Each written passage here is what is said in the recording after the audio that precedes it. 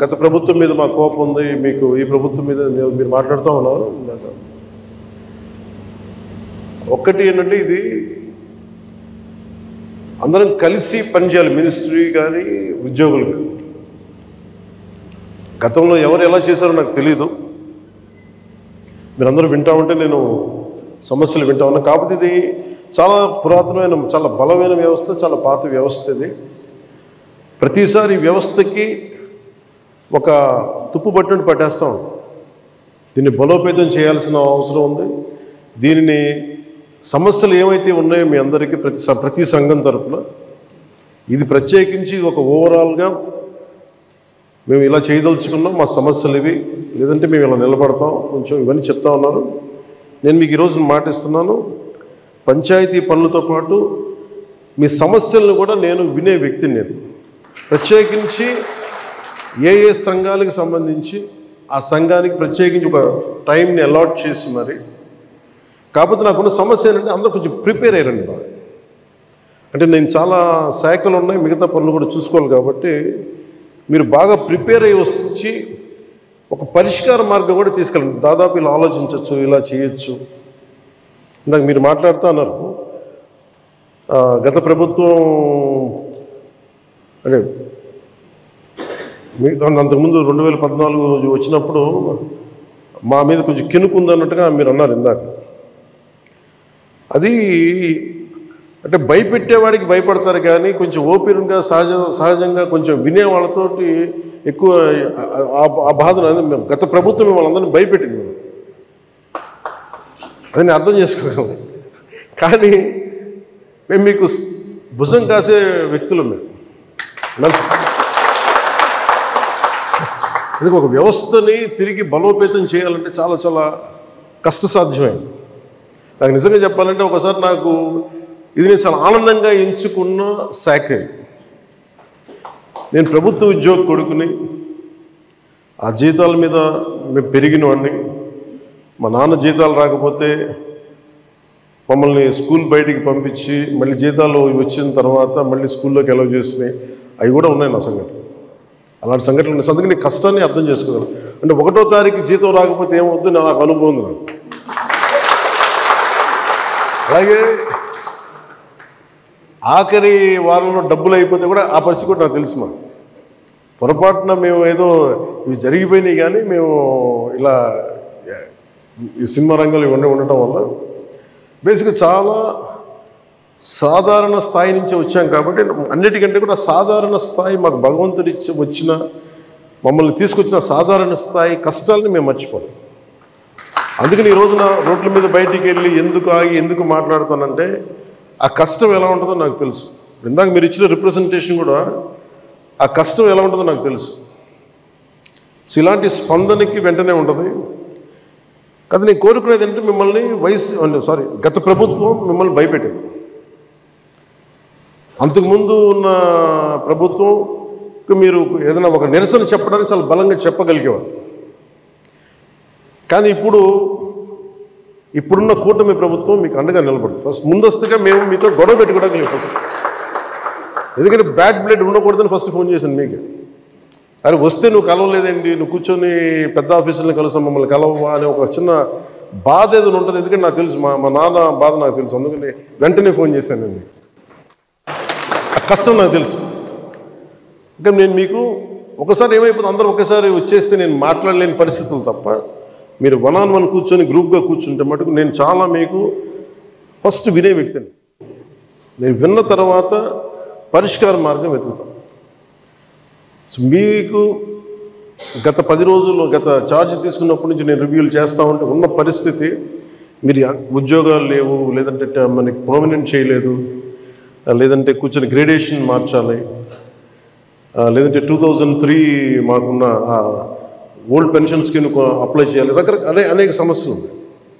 వీటన్నిటినీ చాలా క్షుణ్ణంగా మీ దగ్గరతో వింటాను. కాబట్టి వీటన్నిటికీ మించి మూలం ఆర్థిక మూలం. రాష్ట్ర విభజన జరిగినప్పటి నుంచి ఈరోజు దాకా ఆంధ్రప్రదేశ్ ఇంకా ఉణుకుతూనే ఉంది, ఆర్థికంగా నిలదొక్కుకోలేదు. మేము కూడా ఓటు చీలకూడదు, అందరూ కలిసి రావాలి. ఎందుకన్నామంటే అసలు ఆంధ్రప్రదేశ్కి ఒక బలమైన రాజకీయ వ్యవస్థ ఉంటేనే కింద ఉన్న మనకి పనిచేస్తున్న ఉద్యోగులందరికీ కూడా ఒక భద్రత ఉంది. ఇందాక మాట్లాడుతూ ఉంటే కూడా ఐఏఎస్ అధికారులతో వాళ్ళకు కూడా డిఏలు ఇవ్వలేని పరిస్థితి ప్రభుత్వం. ఒక 90,000 రూపాయలు వాళ్ళకి రావాల్సింది 4% ఇంక్రీజ్ వచ్చింది, మాకు అన్ని బకాయిలు తీసుకుంటారు, 90,000 ఇవ్వాలి, వదిలేశారు. ఇంక రావని చెప్పి వదిలేసాను ఐఏఎస్ అధికారులు చెప్తా ఉన్నాను. అంటే ప్రైవేట్ వీళ్ళందరూ ప్రాఫిట్ పొందుతూ ఉన్నారు. డబ్బు ఉంది, కానీ డబ్బుని వ్యక్తులు సొంతం చేసుకున్నారు. రాజకీయాల్లో కూర్చొని గత ప్రభుత్వం స్థాయి దాన్ని పెంచేసింది. అది మేము కరెక్ట్ చేయాలి, అందుకని మేము చాలా నిబద్ధతతోటి నిక్కచ్చిగా ఉండే వ్యక్తులు మేము కట్టుబడి ఉన్నాం. సో మీకు మేము మాట ఇచ్చేది కూడా ముందస్తుగా అసలు ఫస్ట్ ఆర్థిక పరంగా అసలు ఎలా ఉంది రాష్ట్రం, శ్వేతపత్రాలు రిలీజ్ చేయబోతుంది. ఆర్థిక పరంగా ఎంత ఏ పరిస్థితిలో ఉంది, ప్రతి డిపార్ట్మెంట్లో ఎంత డబ్బు ఉంది, ఏ డబ్బులు ఉన్నాయి, అసలు ఏమైపోయినట్టు, ఏ పథకం, కేంద్ర పథకాలకి ఇవన్నీ చూస్తుంటే కేవలం మ్యాచింగ్ గ్రాంట్ ఇవ్వలేకపోవడం. నేను అధికారులు పొద్దు నుంచి గత రోజుల నుంచి నేను అడుగుతా ఉంటే ఒకటే అడుగుతున్నాను, ఏమైనాయంటే మీ బాధ్యత కదా, మీరు ఎందుకు లేరు ఇట్లా అని అడిగాను. సమస్య ఏమైంది, సరైన నాయకత్వాన్ని ప్రజలు ఎన్నుకోలేనప్పుడు ఇష్టారాజ్యంగా ప్రవర్తించారు. దానికి పర్యాసాధనమే మనం అనుభవిస్తుంది ఈరోజు. నేను మీకు ఒక రెవల్యూషనరీ విప్లవాత్మకమైన మార్పులు తీసుకురావాలి ఆంధ్రప్రదేశ్ విధి విధానాల్లో కానీ ప్రభుత్వ విధానాల్లో కానీ, దానికి నేను నా వంతు కృషి నేను బలంగా చేసి పెడతాను. మీకు ఏదో ఒక రోజు వారానికి మీ సమస్యల మీద ప్రత్యేకించి దృష్టి సారిస్తాను. అంటే ఈరోజు కూర్చుంటే ఒక సపోజ్ నెల రోజుల్లోపు నాకున్న సమయంలో, అందుకే నెల రోజులు అంటే అది 2 వారాల్లో కానీ మీరు చెప్పండి, నాకు ఇంత టైం పడుతుంది, ఒక్కొక్క వింగ్ని అర్థం చేసుకోవాలి. ఇప్పుడు మీరు చెప్పారు ఈ ఫిట్మెంట్లు కానీ పిఆర్సీ, మనకి పిఆర్సీ కానీ, అలాగే కమిషనర్స్ని ఇప్పుడు దాకా అపాయింట్ చేయలేదు. ప్రతిదీ కూడా మీరు క్షుణ్ణంగా చెప్తే నేను కన్సర్న్ అధికారులతో మాట్లాడి నేను ఏం చేయగలనంటే, నేను టాస్క్ మాస్టర్, ముందు సమస్యకు పరిష్కారం వెతుకుతానని చెప్పేవాడు. నేను పారిపోయే వ్యక్తిని. నాకు యాక్చువల్గా నాకు రాజకీయాలు నాకు అవసరం లేదు. నాకు కాదు, నేను ఎందుకు వచ్చానంటే ఇది నా నేల అనుకొని వచ్చాను. ఇది ఎవరో మీ తరపున నిలబడి మాట్లాడటానికి ఇన్ని కోట్ల మందికి నిలబడాలి, నా వంతు కృషి చేయడానికి వచ్చాను. దాంట్లో భాగం మీ భవిష్యత్తుకి, మీ భద్రతకు కూడా నేను మనస్ఫూర్తిగా మాటిస్తున్నాను, ఇది నిలబడి.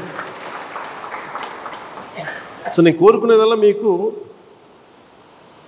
ఈరోజు నేను అద్భుతాలు చేసేస్తాను, అన్ని సమస్యలని పరిష్కరించేస్తాను నేను చెప్పను. ముందు నేను అవగాహన చేసుకోను. శాఖాపరమైన అవగాహన చాలా చాలా అవసరం. అలాగే దీంట్లో ఎంతమంది ఉద్యోగులు ఉన్నారు, ఏ స్థాయి ఉద్యోగులు ఉన్నారు, ఏమేమి చేయాలి, వీళ్ళందరికీ ఏ సమస్యలు ఉన్నాయి, ఇది ఒకటి. మీరు 2 రకాలు స్టడీ చేయాలి. ఇవన్నీ చేసిన తర్వాత ఒకటి పంచాయతీలని దానికి పునర్వైభవం తీసుకురావడం, గత వైభవం తీసుకురావడం పంచాయతీలకి. అలాగే పంచాయతీరాజ్ వ్యవస్థ, నా కోరిక ఒకటే, ఈ 5 ఏళ్ల కాలంలో ఆంధ్రప్రదేశ్లో ఉన్నంత బలమైన పంచాయతీ వ్యవస్థ మనకి భారతదేశంలోనే లేదని, అలాంటి సర్టిఫికేట్ తెప్పించుకోవడం నా కోరిక. అందుకని బలమైన ఆలోచన విధానంతో ఉన్నాను. కాకపోతే మీ అందరి సహకారం కూడా కావాలి. కానీ నేను ఒక్కడిని చేసేది కాదు. మీ అందరి సహాయ సహకారాలు, మీ సలహాలు, సూచనలు లేకపోతే నేను కూడా ఏం చేయను. కానీ నేను మీకు అందుబాటులో ఉంటాను. మీకు ప్రత్యేకించి మీ ఈ ముఖ్యంగా మీరు కోరుకుంటుంది అన్నిటికంటే దారుణ బాధ అనిపించింది, నెలకి జీతాలు ఇవ్వడం పక్కన పెట్టి జీతాలు పెంచాలని అడగాలి, కానీ నెలకి జీతాలు వస్తే చాలు అనుకునే 1వ తారీఖు జీతాలు వస్తే చాలు అనే స్థాయికి పెరిగిపోయింది. సో అభివృద్ధి అనేది లేదు, నిధులు లేవు. వీటన్నిటి మధ్యలో now governance is a great challenge for all of us. కానీ మాకేం నమ్మకం ఉందంటే పెట్టుబడులు తీసుకురాగలం, అభివృద్ధి పదంలో ముందుకు తీసుకెళ్ళగలం, ఒక ధైర్యం చాలా బలంగా ఉంది. సో మేము బలంగా మీకు చేసి నీకు నెక్స్ట్ మీటింగ్ నేను మీకు తెలియజేస్తాను, సంఘాల పెద్దలందరికీ, నాయకులందరికీ.